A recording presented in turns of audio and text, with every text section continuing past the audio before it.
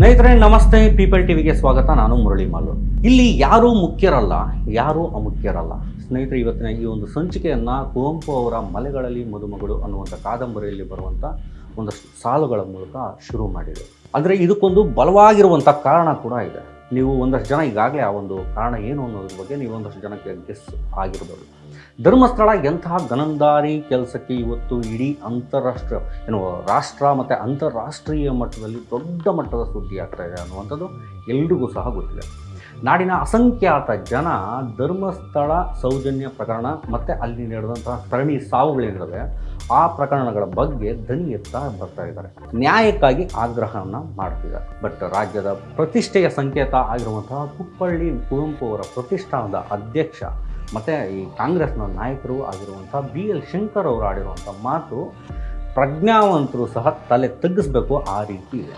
ಈ ಬಗ್ಗೆ ಒಂದಷ್ಟು ಮಾತನಾಡೋಣ. ಒಂದಷ್ಟು ಜನ ಇವರು BL ಶಂಕರ್ ಅವ್ರ ಬಗ್ಗೆ ಏನು ರಿಪ್ಲೈ ಮಾಡಿದ್ದಾರೆ ಅನ್ನೋದನ್ನು ಕೂಡ ನಾವಿಲ್ಲಿ ಹಾಕ್ತೇವೆ. ಅದನ್ನು ಕೇಳುವಂತೆ ನೀವು. ಜೊತೆಗೆ BL ಶಂಕರ್ ಅವರು ಆಡಿದಂಥ ಮುತ್ತನಂಥ ಮಾತುಗಳೇನಿದ್ದಾವೆ ಆ ಮಾತುಗಳು ಏನು ಅನ್ನೋದನ್ನು ಕೂಡ ಈ ಒಂದು ಎಪಿಸೋಡಲ್ಲಿ ಕೇಳುವಂತೆ. ಅದಕ್ಕೂ ಮುನ್ನ ನೀವೇನು ಪೀಪಲ್ ಚಾನಲನ್ನು ಸಬ್ಸ್ಕ್ರೈಬ್ ಮಾಡಿಲ್ಲ ಅಂದರೆ ದಯವಿಟ್ಟು ಈಗಲೇ ಸಬ್ಸ್ಕ್ರೈಬ್ ಮಾಡಿ, ಹಾಗೆ ಬೆಲ್ ಐಕಾನ್ ಕ್ಲಿಕ್ ಮಾಡೋದನ್ನು ಮರಿಬೇಡಿ.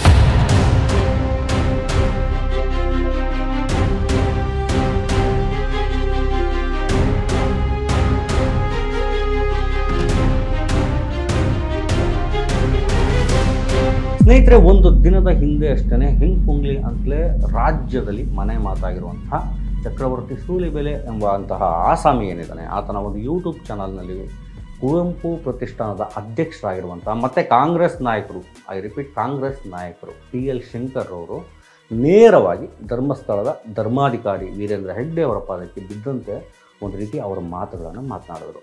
ನಾನು ಧರ್ಮಸ್ಥಳಕ್ಕೆ ಋಣಿ, ಧರ್ಮಸ್ಥಳ ಕಾವಂದರಿಗೆ ಏನೇನೋ ಆದರೂ ಕೂಡ ನಾವು ಅವರ ಪರ ನಿಲ್ತೇನೆ ಅನ್ನೋ ರೀತಿ ಮಾತುಗಳನ್ನು ಹೇಳಿದ್ದಾರೆ ಮತ್ತು ಆ ಒಂದು ಪ್ರೋಗ್ರಾಮಲ್ಲಿ. ಜೊತೆಗೆ ಹೆಂಗ್ಪುಂಗ್ಲಿ ಖ್ಯಾತಿಯ ಸೂಲಿಬೆಲೆ ಇವರಿಗೆ ಸನ್ಮಿತ್ರ ಅಂತೆ. ಇವರ ಹೈಕಮಾಂಡ್ ಸೋನಿಯಾ ಗಾಂಧಿ ಆಗಿರ್ಬೋದು, ರಾಹುಲ್ ಗಾಂಧಿ ಆಗಿರ್ಬೋದು, ನೆಹರು ಅವರಾಗಿರ್ಬೋದು, ಮನಮೋಹನ್ ಸಿಂಗ್ ಅವ್ರ ಬಗ್ಗೆ ಆತ ಬರೀ ಸುಳ್ಳುಗಳನ್ನೇ ಪುಂಕ್ತಿದ್ದ, ಸುಳ್ಳಿನ ಸರಮಾಲೆಗಳನ್ನೇ ಕಟ್ಟಿದ್ದಾರೆ.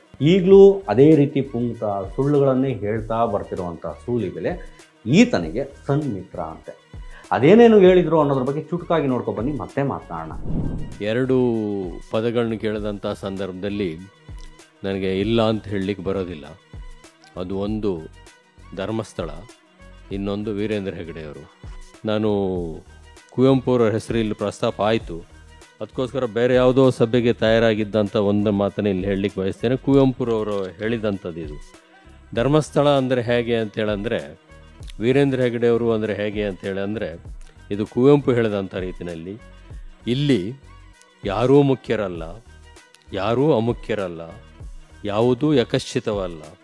ಇಲ್ಲಿ ಯಾವುದಕ್ಕೂ ಮೊದಲಿಲ್ಲ, ಯಾವುದಕ್ಕೂ ತುದಿ ಇಲ್ಲ, ಯಾವುದು ಎಲ್ಲಿಯೂ ನಿಲ್ಲುವುದೂ ಇಲ್ಲ, ಕೊನೆ ಮುಟ್ಟುವುದೂ ಇಲ್ಲ. ಇಲ್ಲಿ ಅವಸರವೂ ಸಾವಧಾನದ ಬೆನ್ನೇರಿದೆ.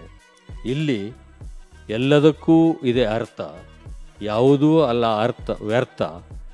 ಇಲ್ಲಿ ನೀರೆಲ್ಲವೂ ತೀರ್ಥ. ಇದು ಕುವೆಂಪುರವ್ರು ಹೇಳಿರುವಂಥ ಮಾತು ಧರ್ಮಸ್ಥಳಕ್ಕೆ ಮತ್ತು ಹೆಗಡೆಯವರಿಗೆ ಒಪ್ತಕ್ಕಂಥ ಮಾತು ಅನ್ನೋ ಕಾರಣಕ್ಕೆ ನಾನು ಇದನ್ನು ಪ್ರಸ್ತಾಪ ಮಾಡಿದೆ. ನನ್ನ ಮೊದಲನೇ ಅಕ್ಷರ ಕಲಿತಿದ್ದು ಕೂಡ ಧರ್ಮಸ್ಥಳದ ಮಂಜುನಾಥನ ಕೃಪೆಯಿಂದ, ಹೆಗಡೆಯವರ ಕೃಪೆಯಿಂದ ನಾನು ಅಕ್ಷರ ಕಲಿತಿದ್ದು ಧರ್ಮಸ್ಥಳದ ಸಂಸ್ಥೆಗಳಿಂದಲೇ ನಾನು ಕಲಿತಿದ್ದಂಥದ್ದು. ನನ್ನ ಜೀವನದಲ್ಲಿ ಪಡೆದಿರುವಂಥ ಪದವಿಗಳಲ್ಲಿ ನಾನು ಪಡೆದಂಥ ಮೊದಲನೇ ಪದವಿಯನ್ನು ಕೂಡ JSS ಕಾಲೇಜ್ ಧಾರವಾಡದಲ್ಲೇ ಧರ್ಮಸ್ಥಳ ಕ್ಷೇತ್ರದವರ ಕಾಲೇಜಿನಲ್ಲೇ ಪಡೆದಿರುವಂಥದ್ದು. ಜೊತೆಗೆ ನಮ್ಮ ಭಾಗದಲ್ಲಿ ಧರ್ಮಸ್ಥಳದವ್ರ ಬಗ್ಗೆ ನಾವೆಲ್ಲ ಚಿಕ್ಕಮಗಳೂರು ಜಿಲ್ಲೆ ಮಲೆನಾಡಿನ ಭಾಗದಿಂದ ಬಂದಂಥವರು. ಸ್ವಲ್ಪ ದೇವರು ದಿಂಡ್ರು ಮತ್ತೊಂದು ಅಂತೇಳಿದ್ರೆ ನಮಗೆ ಎಲ್ರಿಗೂ ಪುಣ್ಯಕ್ಷೇತ್ರ ಅಂದರೆ ಧರ್ಮಸ್ಥಳನೇ. ನಮ್ಮಲ್ಲಿ ಏನಾದರೂ ವ್ಯಾಜ್ಯಗಳು ಬಂದರೆ, ವಿವಾದಗಳು ಬಂದರೆ ಪೊಲೀಸ್ ಸ್ಟೇಷನಿಗೆ ಕೊಡ್ತೀಯಾ, ಕೊಡು ಅಂತ ಹೇಳ್ತಾರೆ. ಕೋರ್ಟಿಗೆ ಹೋಗ್ತೀಯಾ, ಹೋಗು ಅಂತ ಹೇಳ್ತಾರೆ. ಇನ್ನೇನಾದ್ರು ಗಲಾಟೆ ಮಾಡ್ತೀಯಾ, ಮಾಡು ಅಂತ ಹೇಳ್ತಾರೆ. ಆದರೆ ಧರ್ಮಸ್ಥಳಕ್ಕೆ ಚೀಟಿ ಹಾಕ್ತೀನಿ ಅಂದರೆ ದಯವಿಟ್ಟು ಅದೊಂದು ಕೆಲಸ ಮಾತ್ರ ಮಾಡಬೇಡ ಅಂತ ಹೇಳ್ತಾರೆ. ಮಹಾತ್ಮ ಗಾಂಧೀಜಿಯವರೊಂದು ಮಾತನ್ನು ಹೇಳಿದ್ದಾರೆ, ನಮ್ಮಲ್ಲಿರುವಂಥ ಎಲ್ಲ ನ್ಯಾಯಾಲಯಗಳಿಗೂ ಮೀರಿದಂಥ ಒಂದು ನ್ಯಾಯಾಲಯ ಇದೆ, ಅದು ಆತ್ಮಸಾಕ್ಷಿಯ ನ್ಯಾಯಾಲಯ ಅಂತಕ್ಕಂಥ ಮಾತನ್ನು ಮಹಾತ್ಮ ಗಾಂಧೀಜಿಯವರು ಹೇಳಿದ್ದಾರೆ. ಹಾಗಾಗಿ ನ್ಯಾಯಾಲಯಗಳು ಏನೇ ತೀರ್ಪನ್ನು ಕೊಟ್ಟಿರ್ಬೋದು, ಪೊಲೀಸ್ ಸ್ಟೇಷನ್ಗಳಲ್ಲಿ ಏನೇ ಕೇಸ್ಗಳು ನಡೀತಾ ಇರ್ಬೋದು, ವಕೀಲರುಗಳು ಏನೇ ವಾದ ಮಾಡ್ತಾ ಇರ್ಬೋದು, ಆದರೆ ನಮ್ಮೆಲ್ಲರ ಆತ್ಮಸಾಕ್ಷಿಗೆ ತಿಳಿದಿದೆ ಧರ್ಮಸ್ಥಳ ತಪ್ಪು ಮಾಡಿಲ್ಲ, ತಪ್ಪು ಮಾಡೋಕ್ಕೆ ಸಾಧ್ಯವೂ ಇಲ್ಲ. ಮತ್ತು ಹೆಗ್ಡೆಯವರು ಕೂಡ ಸ್ವಾರ್ಥವನ್ನು ಮಾಡಿಲ್ಲ ಅಂತಕ್ಕಂಥದ್ದು ಅಷ್ಟೇ ಸತ್ಯವಾಗಿರ್ತಕ್ಕಂಥ ಮಾತು. ಇದನ್ನು ನಾವು ಅನುಭವದಿಂದ ಹೇಳ್ತಕ್ಕಂಥದ್ದು. ಧರ್ಮಸ್ಥಳ ಗ್ರಾಮೀಣಾಭಿವೃದ್ಧಿ ಮಾಡಿರುವಂಥ ಸಂಸ್ಥೆಯ ಒಂದು ಕೆಲಸ ಇದೆಯಲ್ಲ, ಅದು ಎಷ್ಟೇ ಸರ್ಕಾರಗಳು ಬಂದರೂ ಕೂಡ ಮಾಡಲಿಕ್ಕೆ ಸಾಧ್ಯ ಆಗದೇ ಇರುವಷ್ಟು ಕೆಲಸವನ್ನು ಆ ಸಂಸ್ಥೆಗಳು ಮಾಡಿದ್ದಾವೆ. ಕಾರಣ ಸರ್ಕಾರದ ಕೆಲಸದಲ್ಲಿ ಪರಸ್ಪರ ವಿಶ್ವಾಸ, ನಂಬಿಕೆ, ಬದ್ಧತೆಗಳಿರೋದಿಲ್ಲ. ಧರ್ಮಸ್ಥಳ ಗ್ರಾಮೀಣಾಭಿವೃದ್ಧಿ ಮಾಡಿದಂಥ ಕೆಲಸದಲ್ಲಿ ಬದ್ಧತೆಯೂ ಇದೆ, ನಂಬಿಕೆಯೂ ಇದೆ, ವಿಶ್ವಾಸನೂ ಇದೆ. ಮಹಾತ್ಮ ಗಾಂಧೀಜಿಯವರು ಆತ್ಮಸಾಕ್ಷಿಯ ನ್ಯಾಯಾಲಯದ ಬಗ್ಗೆ ಮಾತಾಡಿದರು. ಅದ್ರ ಜೊತೆಗೆ ಇನ್ನೊಂದು ನ್ಯಾಯಾಲಯಕ್ಕೂ ಇದೆ. ಮೇಲಿರ್ತಕ್ಕಂಥವನೊಬ್ಬ ಇದ್ದೇ ಇದ್ದಾನೆ, ಅವನಿಗೆ ಯಾರನ್ನ ಬೇಕಾದರೂ ಯಾಮಾರಿಸ್ಬೋದು, ಆದರೆ ಆ ಮೇಲಿರ್ತಕ್ಕಂಥವ್ನು ಯಾಮಾರಿಸ್ಲಿಕ್ಕೆ ಸಾಧ್ಯ. ಅಲ್ಲಿ ಲೆಕ್ಕಾಚಾರನೇ ಬೇರೆ ಇರ್ತದೆ, ಈ ಪ್ರಪಂಚದ ಲೌಕಿಕ ಪ್ರಪಂಚದ ಲೆಕ್ಕಾಚಾರವೇ ಬೇರೆ ಇರ್ತದೆ. ಆ ಮೇಲಿರ್ತಕ್ಕಂಥ ಲೆಕ್ಕಾಚಾರದಲ್ಲಿ ವೀರೇಂದ್ರ ಹೆಗ್ಡೆಯವರು ಪಾಸಾಗಿದ್ದಾರೆ, ಧರ್ಮಸ್ಥಳನೂ ಕೂಡ ಪಾಸಾಗಿದೆ, ಅದರ ಅಂಗಸಂಸ್ಥೆಗಳು ಕೂಡ ಪಾಸಾಗಿದ್ದಾವೆ. ಆದರೆ ಅದನ್ನು ಜಾಹೀರು ಮಾಡಬೇಕಾಗಿರ್ತಕ್ಕಂಥ ಅಷ್ಟೇ ಕೆಲಸ ಉಳಿದಿರತಕ್ಕಂಥದ್ದು. ಅಲ್ಲ ಸ್ವಾಮಿ ಬಿ ಎಲ್ ಶಂಕರ್ ಅವರೇ, ನೀವೇನೋ ಧರ್ಮಸ್ಥಳದ ಹೆಗ್ಗಡೆ ಕುಟುಂಬದಲ್ಲಿ ಋಣದಲ್ಲಿ ಏನೋ ಇದ್ದೀರಿ ಅಂತಂದರೆ ಇರಿ, ಅದು ನಿಮ್ಮಿಷ್ಟ. ಅವರ ಪರ ವಕಾಲತ್ತು ವಹಿಸಬೇಕಾ ವಹಿಸಿ. ಇನ್ನೂ ಹೇಳಬೇಕಂದ್ರೆ ಬೀದಿಲಿ ನಿಂತು ನೆನ್ನೆ ಯೂಟ್ಯೂಬರ್ಗಳ ಮೇಲೆ ಏನೋ ಹಲ್ಲೆಯನ್ನು ಮಾಡಿದ್ರಲ್ಲ, ಅವ್ರ ಥರ ಪುಡಿಗಾಸಿನ ಪೋಖ್ರಿ ಥರ ನೀವು ಕೂಡ ಆಗಿ ನಮ್ಗೆ ಯಾವುದೇ ರೀತಿಯ ತಕರಾರು ಕೂಡ ಇಲ್ಲ. ಆದರೆ ನೀವು ಮೊದಲು ಕುವೆಂಪು ಪ್ರತಿಷ್ಠಾನದ ಅಧ್ಯಕ್ಷ ಸ್ಥಾನದಲ್ಲಿ ಕೂತು ತಾನೊಬ್ಬ ವೈಚಾರಿಕ ಸ್ಪಷ್ಟತೆ ಇರುವಂತಹ ದೊಡ್ಡ ಜನ ಅಂತ ಏನೋ ಒಂದು ರೀತಿಯ ಒಂದು ಸೋಗು ಹಾಕ್ಕೊಂಡಿರುವಂಥ ಮುಖವಾಡ ಏನಿದೆಯಲ್ಲ, ಆ ಮುಖವಾಡವನ್ನು ಫಸ್ಟ್ ನೀವು ತೆಗೆದಿಡಿ. ನಮಗೂ ಸಹ ಚೆನ್ನಾಗಿ ಗೊತ್ತಿದೆ ನಿಮ್ಮ ಪೂರ್ವಾಶ್ರಮ ಏನಿತ್ತು ಅದು ಸಂಘ ಪರಿವಾರ ಅನ್ನುವಂಥದ್ದು.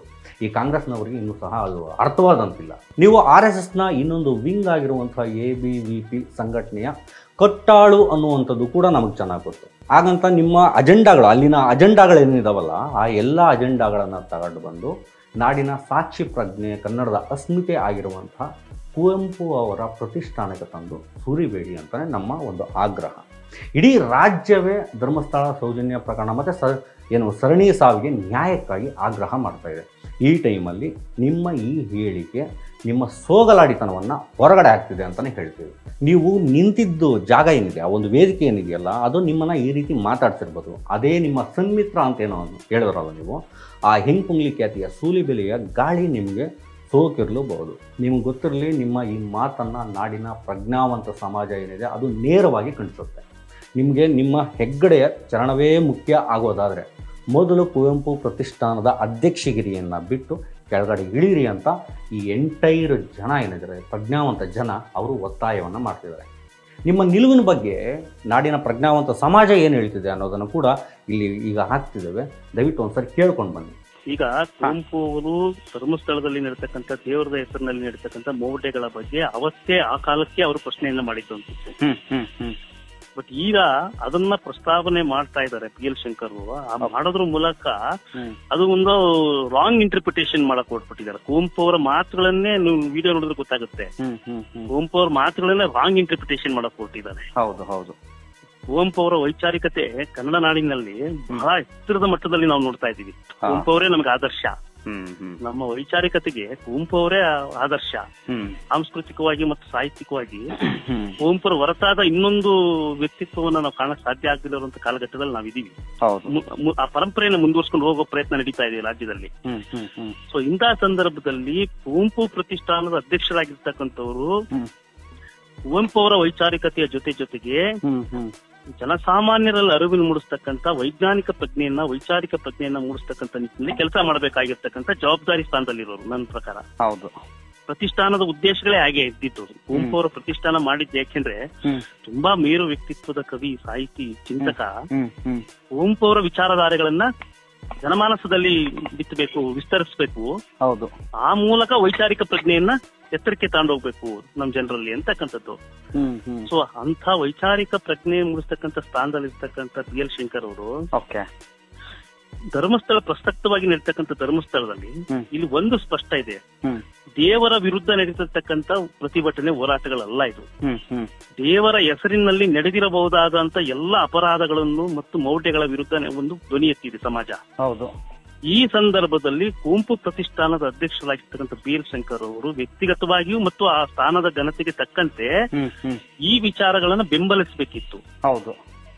ಅದು ಬೆಂಬಲಿಸಿದೆ ಅದನ್ನ ನೇರವಾಗಿ ಧರ್ಮಾಧಿಕಾರಿಗಳು ಧರ್ಮಸ್ಥಳಕ್ಕೆ ಲಿಂಕ್ ಮಾಡಿಕೊಂಡು ಅವ್ರನ್ನ ಸಮರ್ಥನೆ ಮಾಡ್ಕೊಳಕ್ ಹೊರಟಿರೋದು ಇದೆಯಲ್ಲ ಒಬ್ಬ ರಾಜಕಾರಣಿಯಾಗಿಯೂ ಕೂಡ ಅದು ಮಹಾ ಅಪರಾಧ. ಒಂದು, ಈಗ ನಡೀತಿರ್ತಕ್ಕಂಥ ತನಿಖೆ ನಿಷ್ಪಕ್ಷಪಾತವಾಗಿ ತನಿಖೆ ಆಗಿ ಸತ್ಯ ಹೊರಗೆ ಬರ್ಬೇಕು ಅಂತಕ್ಕಂಥದ್ದು ಎಲ್ಲರ ಒತ್ತಾಸೆಗಳಿರೋದು.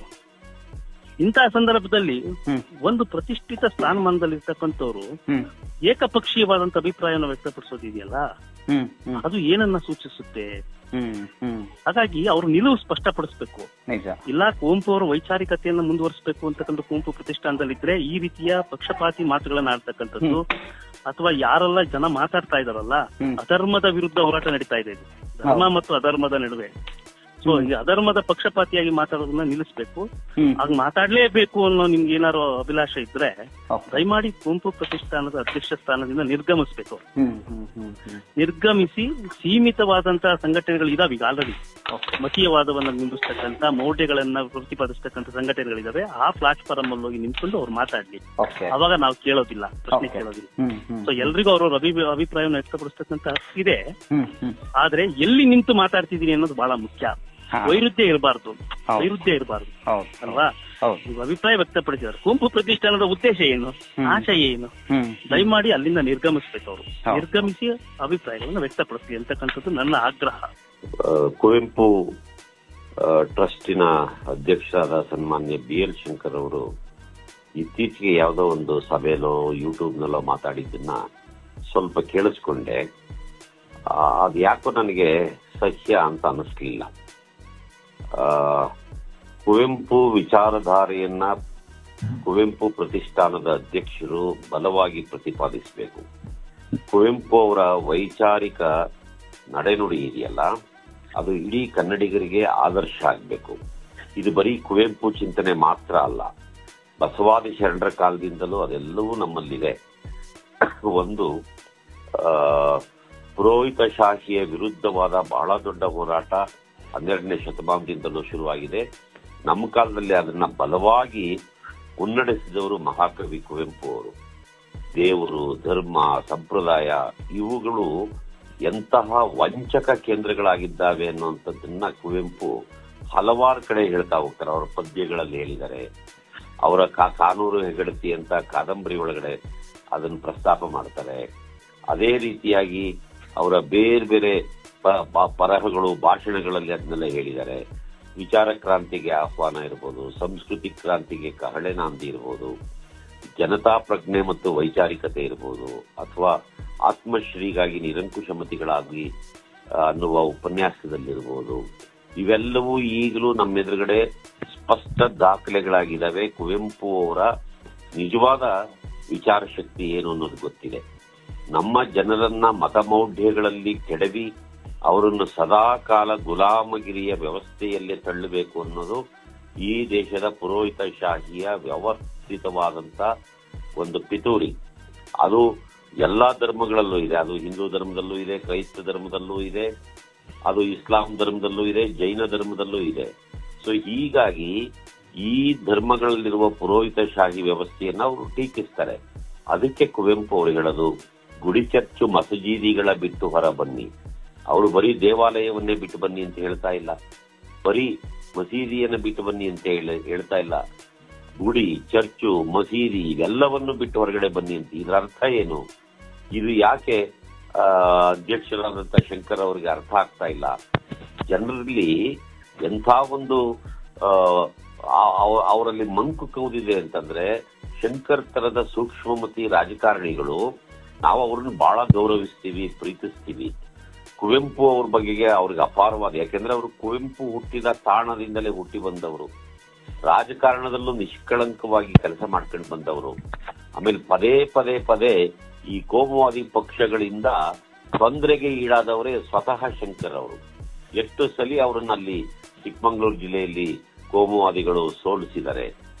ಅವರ ಸೋಲಿಗೆ ಕಾರಣ ಕೋಮುವಾದಿಗಳು ಪ್ರಸ್ತಾಪ ಮಾಡ್ತಿರುವ ಈ ದೇವರು, ಧರ್ಮ, ಸಂಪ್ರದಾಯಗಳೇ ಹೊರತು ಬೇರೆ ಏನೂ ಅಲ್ಲ.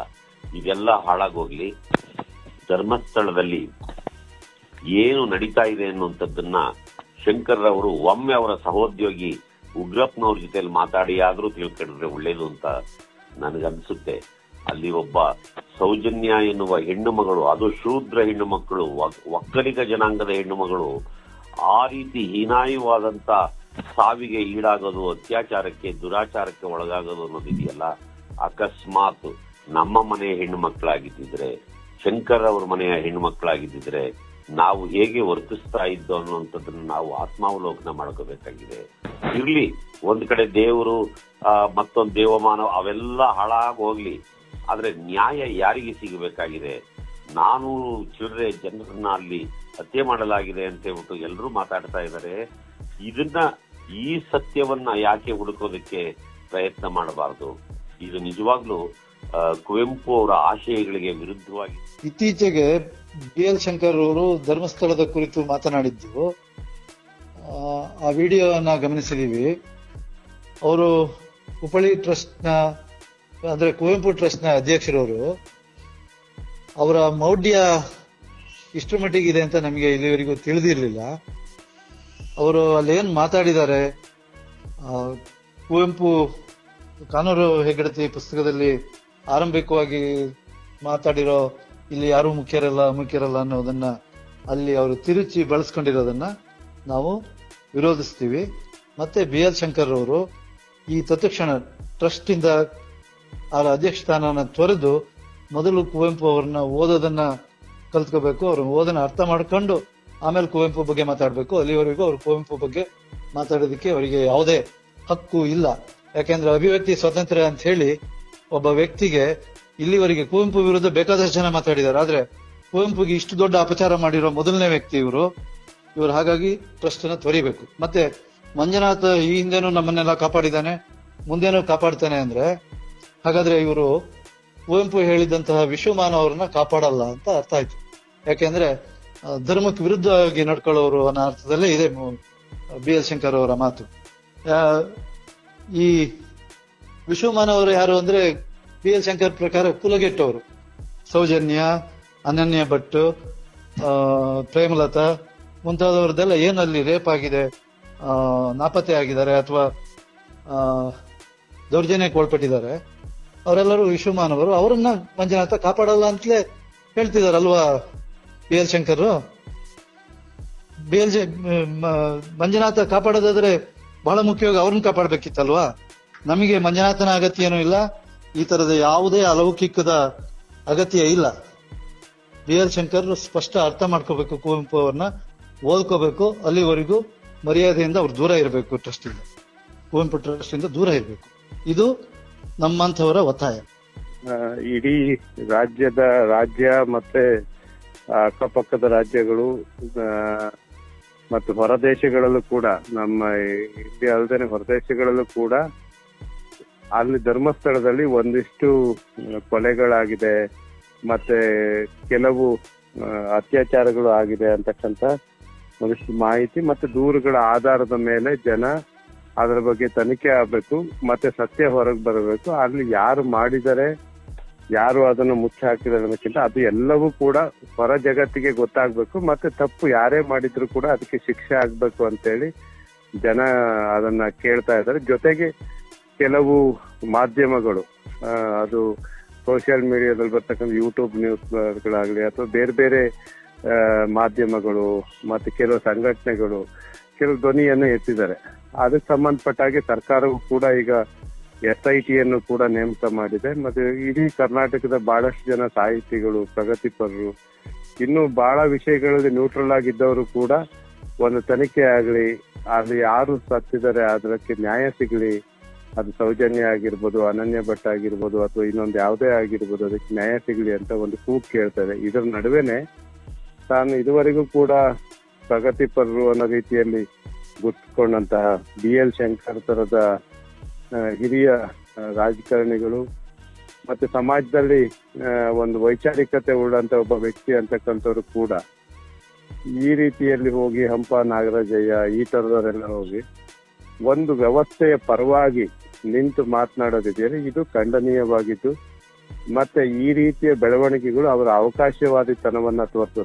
ಎಲ್ಲೋ ಒಂದ್ ಕಡೆ ಯಾವುದೋ ಒಂದು ಧಾರ್ಮಿಕ ಕೇಂದ್ರ ಅಥವಾ ಒಬ್ಬ ಧರ್ಮಾಧಿಕಾರಿಯ ಪರವಾಗಿ ಮಾತನಾಡೋದಿದೆಯಲ್ಲ, ಅದು ಬೇರೆ ವಿಷಯಗಳಿಗೆ, ಧರ್ಮದ ವಿಷಯಕ್ಕೂ ಅಥವಾ ಅವರ ಭಾವನೆ ವಿಷಯವಾಗಿ ಮಾತನಾಡಿದ್ರೆ ನಾವು ಅದನ್ನ ತಪ್ಪು ಅಂತ ಹೇಳ್ತಿಲ್ಲ. ಅದು ಅವರ ಅಭಿವ್ಯಕ್ತಿ ಸ್ವಾತಂತ್ರ್ಯ, ಅವರ ಧಾರ್ಮಿಕ ಆಚರಣೆ ಅನುಭವಿತ. ಆದ್ರೆ ಅಲ್ಲಿ ವಿಷಯಗಳು ಏನ್ ನಡೀತಾ, ಅಲ್ಲಿ ಕೂಗು ಏನು ಅಂದ್ರೆ ಅಲ್ಲೊಂದಿಷ್ಟು ಸಾವಾಗಿದೆ, ಆ ಸಾವಿಗೆ ಕಾರಣಗಳು ಬೇಕು, ಯಾರು ಆ ಸಾವಿಗೆ ಕಾರಣರು, ಯಾರು ಅದರಲ್ಲಿ ಆರೋಪಿಗಳಿದ್ರೆ ಅವ್ರಿಗೆ ಶಿಕ್ಷೆ ಆಗಲಿ ಅಂತ. ಆ ಪ್ರಶ್ನೆ ಮಾಡ್ತಕ್ಕಂಥವ್ರು ಯಾರು ಕೂಡ ಯಾರನ್ನು ಬಟ್ಟು ಮಾಡಿ ತೋರಿಸ್ತಾ ಇಲ್ಲ. ಆದ್ರೆ ಇವರು BL ಶಂಕರ್ ತರದವರು ಏಕಾಏಕಿ ಒಂದು ಧಾರ್ಮಿಕ ಕೇಂದ್ರ ಒಬ್ಬ ಧರ್ಮಾಧಿಕಾರಿಯ ಪರವಾಗಿ ನಿಂತು ಪ್ರತಿಭಟನೆ ಮಾಡ್ತಕ್ಕಂಥವ್ರು, ಪ್ರಶ್ನೆ ಮಾಡ್ತಕ್ಕಂಥವ್ರು ಎಲ್ಲೋ ಅಪಚಾರ ಮಾಡ್ತಾರೆ ಅನ್ನೋ ರೀತಿ ಮಾತನಾಡಿದಿದೆಯಲ್ಲ, ಇದು ಖಂಡನೀಯವಾಗಿತ್ತು. ಅಂತಹ ವ್ಯಕ್ತಿಯನ್ನ ಕುವೆಂಪು ಪ್ರತಿಷ್ಠಾನದಂತಹ ಒಂದು ದಾರ್ಶನಿಕರ ಪ್ರತಿಷ್ಠಾನದ ಇದಾಗಿರ್ತಕ್ಕಂಥದಕ್ಕೆ ಅವ್ರಿಗೆ ಮುನ್ನಡೆಯೋದಕ್ಕೆ ಯಾವುದೇ ಅರ್ಹತೆ ಇಲ್ಲ. ಅವರನ್ನ ಕೂಡ್ಲೇನೆ ಕುವೆಂಪು ಪ್ರತಿಷ್ಠಾನದ ಇದರಿಂದ ಅಧ್ಯಕ್ಷತೆ ಇದರಿಂದ ಹೊರಗಿಡಬೇಕು ಅಂತನೂ ಕೂಡ ಸರ್ಕಾರಕ್ಕೆ ಒತ್ತಾಯಿಸ್ತೇವೆ. ಮತ್ತೆ ಇನ್ನಾದ್ರೂ ಕೂಡ BL ಶಂಕರ್ ಅವರು ತಮ್ಮ ನಿಜವಾದಂತ ತಾವು ಏನನ್ನು ಮಾತನಾಡ್ತೀವಿ ಮತ್ತೆ ಯಾವ ಸಂದರ್ಭದಲ್ಲಿ ಹೇಗೆ ಬದಲಾಗ್ತೀವಿ ಅನ್ನೋದನ್ನ ಈಗ ಜನಗಳಿಗೆ ತೋರಿಸಿದ್ದಾರೆ. ಹಾಗಾಗಿ ಈ ರೀತಿಯ ಒಮ್ಮೆ ಪ್ರಗತಿಪರರಾಗಿ ಅಥವಾ ಅವಕಾಶ ಸಿಕ್ಕಿದಾಗ ಇನ್ನೊಂದು ಇದ್ರ ಜೊತೆ ಕೋಮು ಅಥವಾ ಕೋಮುವಾದಿಗಳ ಜೊತೆ ಕೈ ಜೋಡಿಸ್ತಕ್ಕಂತ ನಿಲುವೇನಿದೆ ಇದನ್ನ ಕೈ ಬಿಡಬೇಕು ಅಂತೇಳಿ ಕೂಡ ವ್ಯಕ್ತಿಗತವಾಗಿ ಅವರಿಗೆ ತಿಳಿಸಕ್ಕೆ ಇಷ್ಟಪಡ್ತೀನಿ. ಕುವೆಂಪು ಪ್ರತಿಷ್ಠಾನದ ಅಧ್ಯಕ್ಷರಾಗಿ ಕೋಮು ಕ್ರಿಮಿ ಪ್ರತಾಪ ಸೂಲಿಬೆಲೆ ಕಾರ್ಯಕ್ರಮಕ್ಕೆ ಹೋಗದೆ ಫಸ್ಟ್ ಕುವೆಂಪು ಮಾಡುವಂತ ಒಂದು ಅವಮಾನ. ಕುವೆಂಪುರವರ ಸರ್ವಜನಾಂಗದ ಶಾಂತಿಯ ತೋಟದ ಆಶಯದ ಇದೇನಿದೆ, ಇಡೀ ಕನ್ನಡ ಸಾಹಿತ್ಯ ಪರಂಪರೆಯಲ್ಲೇನೆ ಕುವೆಂಪು ಅದಕ್ಕೆ ಒಂದು ಎಲ್ಲದಕ್ಕೂ ಕೂಡ ರೂಪಕ. ಅದು ಭಾವೈಕ್ಯತೆಗೆ, ಸೌಹಾರ್ದತೆಗೆ, ಸಾಮರಸ್ಯಕ್ಕೆ ಒಂದು ರೂಪಕ. ಅಂತ ಪ್ರತಿಷ್ಠಾನದಲ್ಲಿ ಹೋಗಿ ಮಾತಾಡಿದ್ದು ಅಂತ ಸೂಲಿಬೆಲೆ ಜೊತೆಗೆ ಇಡೀ ಕರ್ನಾಟಕದ ಉದ್ದಗಲಕ್ಕೂ ಕೂಡ ವಿಷ ಹಾಕಿ ಕೋಮುಗಲಭೆ ಮಾಡಿಸುವಂತ ಆತನ ವೇದಿಕೆ ಜೊತೆ ಹಂಚಿಕೊಳ್ಳದೆ ಮೊದಲೇ ಮಾಡುವಂತ ಒಂದು ತಪ್ಪು.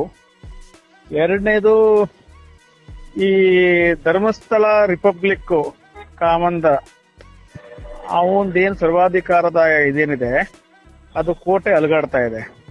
ಇಂಥ ಅಲುಗಾಡ ಸಮಯದಲ್ಲಿ ಇಷ್ಟು ಅತ್ಯಾಚಾರ ಪ್ರಕರಣಗಳು, ಇಷ್ಟು ಆರೋಪಗಳು, ಇಷ್ಟು ಇಡೀ ಬೆಳ್ತಂಗಡಿ, ಉಜಿರೆ ಅಥವಾ ದಕ್ಷಿಣ ಕನ್ನಡದ ಈ ಗ್ರಾಮಸ್ಥರು ತಿರುಗಿ ಬಿದ್ದಿರೋ ಹಿನ್ನೆಲೆಯಲ್ಲಿ, ಸರ್ಕಾರ ಫೈನಲಿ SIT ರಚನೆ ಆದ ಹಿನ್ನೆಲೆಯಲ್ಲಿ ಮತ್ತೆ ಅದರ ಪರವಾಗಿ ಮಾತಾಡೋದಿದೆಯಲ್ಲ, ಇದೊಂದು ತರದ ಪ್ರಜಾಪ್ರಭುತ್ವದ ಕಗ್ಗೋಲ ಇದು. ಅವರು ಕೂಡ ಹಿರಿಯ ರಾಜಕಾರಣಿ, ಮುತ್ಸದಿಯಾದವರು. ಅದು ನಮ್ಗೆ ವೀರೇಂದ್ರ ಹೆಗಡೆಯವರು ಮತ್ತು ಧರ್ಮಸ್ಥಳ ಎರಡೇನ ನಂಬೋದು ಅಂತ ಏನ್ ಅವರು ವಿಡಿಯೋದಲ್ಲಿ ಮಾತಾಡಿದ್ದಾರೆ ಇದರಲ್ಲಿ, ಇದೊಂಥರ ಕಾಂಗ್ರೆಸ್ನಲ್ಲಿರುವಂತ ಎಡಬಿಡಂಗಿತನ ಅವರು ಪ್ರದರ್ಶನ ಮಾಡಿದ್ದಾರೆ. ಕಾಂಗ್ರೆಸ್ನಲ್ಲಿ ಸಿದ್ದರಾಮಯ್ಯವರು ಮತ್ತು DK ಶಿವಕುಮಾರ್ ಇಬ್ರು ಹೋಗಿ ಬಟ್ಟೆ ಬಿಚ್ಚಿಕೊಂಡು ನಿಂತ್ಕೊಂಡಿರೋ ಇದಾಗಿರ್ಬೋದು. ಇದು ಈ ಡೋಂಗಿ ಜಾತ್ಯತೀತವಾದಕ್ಕೆ ಇದೊಂದು ಉದಾಹರಣೆಗಳಷ್ಟು. ಇದನ್ನ ಬಯಲು ಹಾಗೆ ಆಗುತ್ತೆ. ಇಂದಲ್ಲ ನಾಳೆ ಇವರೆಲ್ಲರೂ ಕೂಡ ಸರಿಯಾದ ಪಾಠ ಕಲಿತಾರೆ. ಅದರಲ್ಲೂ ವಿಶೇಷವಾಗಿ BL ಶಂಕರ್ ಅಂತವರು ಬಗ್ಗೆ ನಮ್ಗೆಲ್ಲ ಅವರ ಜಾತ್ಯತೀತ ನಿಲುವಿನ ಬಗ್ಗೆ ಒಂದು ಅಕ್ಕರೆ ಇತ್ತು. ಅವರು ಈ ತರ ಮಾತಾಡಿರೋದು ನಿಜಕ್ಕೂ ಬಹಳ ಬೇಸರ ಆಗಿದೆ. ಅವರು ಕೂಡ್ಲೇನೆ ತಮ್ಮ ಹೇಳಿಕೆಯನ್ನ ವಾಪಸ್ ತಗೊಂಡು ಈಗ ಏನ್ ನಡೀತಿದೆ, ಅಕ್ರಮ ವ್ಯವಹಾರ, ಕೊಲೆ, ದರೋಡೆಗಳು, ನಿನ್ನೆ ಯೂಟ್ಯೂಬರ್ಗಳ ಮೇಲೆ ಮಾಡಿದಂತ ಅವರ ಗೂಂಡಾಗಳ ವರ್ತನೆ ಇದೇನಿದೆ ಇದ್ರ ಬಗ್ಗೆ ಬೇಷರತ್ತಾಗಿ ಕ್ಷಮೆ ಯಾಚನೆ ಮಾಡಬೇಕು ಅಂತ ಹೇಳಿ ನಾನು ಕೇಳ್ಕೊಂಡೆ. BL ಶಂಕರ್ ಅವರು ಮಾತಾಡಿರೋ ವಿಡಿಯೋ ನೋಡಿದೆ. ಧರ್ಮಸ್ಥಳದಲ್ಲಿ ಧರ್ಮದರ್ಶನ ಅನ್ನೋ ಒಂದು ಏನು ನಡೀತಾ ಇದೆ, ಅದರಲ್ಲಿ ಅವರು ಅಭಿಪ್ರಾಯ ವ್ಯಕ್ತ ಮಾಡಿದ್ದಾರೆ. ಅದರಲ್ಲಿ ನನಗೆ ಅದನ್ನ ಕೇಳಿದಾಗ ಅನ್ಸಿದ್ದು, ಒಂದು, ಕುವೆಂಪು ಅವರ ಅಭಿಪ್ರಾಯನ ಅಲ್ಲಿಗೆ ತಗೊಂಡು ಹೋಗಿ ಇಡುವ ಯಾವ ಸಂದರ್ಭವೂ ಇಲ್ಲ, ಅದರಲ್ಲಿ ಯಾವ ಸಮರ್ಥನೆಯೂ ಇಲ್ಲ. ಕುವೆಂಪು ಅವರು ಎಂದಿನಿಂದಲೂ ಈ ಲೌಕಿಕ ಧಾರ್ಮಿಕ ಗುರುಗಳನ್ನ, ಮಠಗಳನ್ನ, ಅದನ್ನ ಆರಾಧಿಸೋರನ್ನ ಎಲ್ಲರನ್ನೂ ಬದಿಗೆ ಇಟ್ಟವರು. ಅವರ ಬಹಳ ಖಡಕ್ಕಾದ ನಿಲುವು ಆ ವಿಚಾರದಲ್ಲಿ ಇದೆ. ಅಲ್ಲಿಗೆ ಕುವೆಂಪು ಅವರ ಒಂದು ಕಾದಂಬರಿಯ ಮುಖದ ಮಾತುಗಳನ್ನ ಅಲ್ಲಿಗೆ ಹೇಳಿ ಅನ್ವಯ ಮಾಡುವ ಯಾವ ಸಂದರ್ಭಗಳು ಇಲ್ಲ. ಒಂದು. ಎರಡನೇದು, ಕುವೆಂಪು ಪ್ರತಿಷ್ಠಾನದ ಅಧ್ಯಕ್ಷರಾಗಿ ಅವರು ತುಂಬಾ ಜವಾಬ್ದಾರಿಯಿಂದ ಇರಬೇಕು ಅನ್ನೋದು ನನ್ನ ವೈಯಕ್ತಿಕ ಅಭಿಪ್ರಾಯ. ಅಲ್ಲಿ ಧರ್ಮಸ್ಥಳವನ್ನ ಯಾರು ಬೇಕಾದ್ರೂ ಸಪೋರ್ಟ್ ಮಾಡಿಕೊಳ್ಳಿ, ಅಲ್ಲಿ ನಡೆದಿದೆ ಅಂತ ಅನ್ನೋ ಘಟನೆಗಳನ್ನ ಸಪೋರ್ಟ್ ಮಾಡಬೇಕಾದಿಲ್ಲ. ಅದು ಸಂಶೋಧನೆ ಆಗ್ಬೇಕು, ಅದು ಇನ್ವೆಸ್ಟಿಗೇಷನ್ ಆಗ್ಬೇಕು, ಅದು ಸರ್ಕಾರ ಮತ್ತು ಪೊಲೀಸ್ ಇಲಾಖೆ ಏನಿದೆ ಅದು ಅದ್ರ ಕೆಲಸ ಮಾಡಬೇಕು. ಅದು ಮಾಡ್ಬೇಕಾದ್ರೇನೆ ನಾವು ಯಾರೂ ಕೂಡ ಅದು ಸರಿಯಾದದ್ದು, ಧರ್ಮಸ್ಥಳದಲ್ಲಿ ಈ ತರ ಎಲ್ಲ ಆಗಿಲ್ಲ, ಹೆಗಡೆಯವರು ದೇವಮಾನವರು ಅಂತ ಹೇಳುವ ಯಾವ ಮಾತುಗಳು ಸರಿ ಅಂತ ಅನ್ಸೋದಿಲ್ಲ. ನಾವಿವತ್ತು ಆಧುನಿಕ ಲೋಕದ ಪ್ರಜ್ಞಾವಂತ ವೈಚಾರಿಕ ನೆಲೆಯಲ್ಲಿ ಇರುವಂತವ್ರು. ಕುವೆಂಪು ಅವರು ಆ ನಿಟ್ಟಿನಲ್ಲಿ ನಮಗೆ ಬಹಳ ದೊಡ್ಡ ಹೆದ್ದಾರಿಯನ್ನೇ ನಿರ್ಮಾಣ ಮಾಡಿಕೊಟ್ಟಿದ್ದಾರೆ. ಅದರಲ್ಲಿ ಕಿರುದಾರಿ ಹುಡುಕಿ ಕುವೆಂಪು ಅವರ ಹೆಸರನ್ನು ಬಳಸ್ಕೊಂಡು ಆ ಥರದನ್ನು ಸಪೋರ್ಟ್ ಮಾಡಿದ್ದು ನನ್ನ ದೃಷ್ಟಿಯಲ್ಲಿ ಸರಿಯಲ್ಲ. ಅವರು ಕುವೆಂಪು ವಿಚಾರ ಮತ್ತು ಕುವೆಂಪು ಪ್ರತಿಷ್ಠಾನವನ್ನ ಬಿಟ್ಟು ಆ ತರ ಮಾತಾಡಿದ್ರೆ ನನಗೇನು ತಕರಾರಿಲ್ಲ, ಇಲ್ಲ ಅಂದ್ರೆ ಇದು ತಕರಾರಿನ ವಿಷಯ.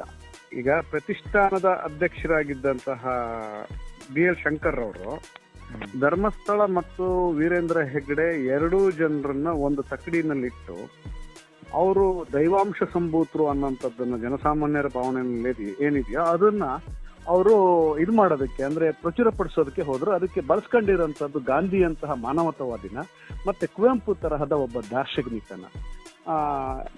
ಇಲ್ಲಿ ಯಾರು ಮುಖ್ಯರು ಅಲ್ಲ, ಯಾರು ಅಮುಖ್ಯರು ಅಲ್ಲ, ಅವಸರವು ಸಾವಧಾನದ ಬೆನ್ನೇರಿದೆ ಅನ್ನೋಂಥದ್ದನ್ನ ಈ ವೀರೇಂದ್ರ ಹೆಗ್ಗಡೆ ಅವ್ರನ್ನ ದೈವಾಂಶ ಸಂಭೂತರು ಅನ್ನೋದಕ್ಕೆ ಉಪಯೋಗಿಸ್ಕೊಂಡಿರೋಂಥದ್ದು ಅಕ್ಷಮ್ಯ ಅಪರಾಧ. ನಾವು ಯಾಕೆ BL ಶಂಕರ್ ಅವರಿಂದ ಏನ್ ನಿರೀಕ್ಷೆ ಪಡ್ತಿದ್ವಿ ಅಂತ ಅಂದ್ರೆ ಅವರೊಂದು ಪ್ರತಿಷ್ಠಾನದ ಅಧ್ಯಕ್ಷರಾಗಿದ್ದಾರೆ.